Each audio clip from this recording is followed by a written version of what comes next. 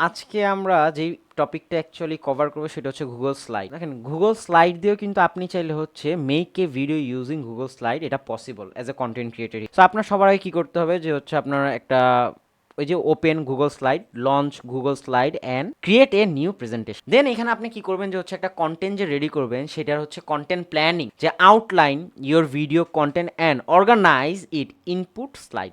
যে আমরা যেভাবে হচ্ছে স্টেপ বাই স্টেপ ওইটা স্লাইড অর্গানাইজ ওয়েতে ডাটা ইনপুট করছে, আপনিও কিন্তু হচ্ছে আপনার কন্টেন্ট প্ল্যানিংটা যখন হচ্ছে আপনার স্ট্রাকচার ফর্মেটে থাকবে, কোন স্লাইডের পর কোন বিষয়টা হচ্ছে আপনার বলতে হবে, তখন কিন্তু আপনি ইজিলি ফাইন্ড আউট করতে পারবেন। তারপর কি বলা হয়েছে যে অ্যাড মিডিয়া।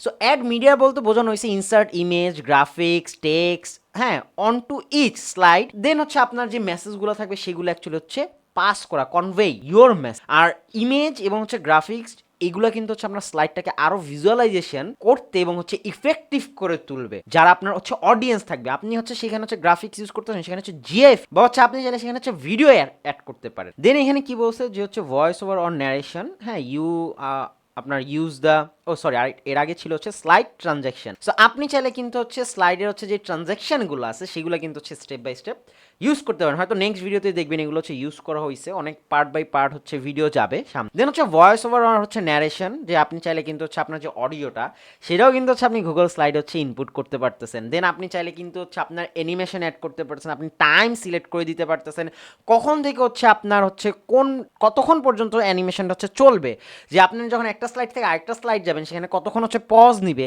যে অ্যানিমেশনটা যে সেটা কতক্ষণ রোল আউট করবে, সেই ইনফরমেশন আপনি কিন্তু পাচ্ছেন। তারপর এখানে কি বলা হয়েছে যে এক্সপোর্ট অ্যাজ এ ভিডিও। আপনি কিন্তু চাইলে এখানে হচ্ছে go to the file, select download and choose, কি বলা হয়েছে, MP4 টু এক্সপোর্ট। আপনি চাইলে কিন্তু এখানে হচ্ছে MP4 করে হচ্ছে এক্সপোর্ট করে ডাটাটা দেখাতে পারবেন। তারপর কি বলা হয়েছে আপলোড টু ইউটিউব, আপনি সেম এই জিনিসটা হচ্ছে কিন্তু হচ্ছে আপলোড করে দিতে পারেন ইউটিউবের ভিতরে। দেন হচ্ছে আপনার শেয়ারেবল লিঙ্ক, যেটা হচ্ছে ভিডিওতে দেখানো হয়েছে কিভাবে হচ্ছে লিঙ্কটা হচ্ছে শেয়ার করবেন।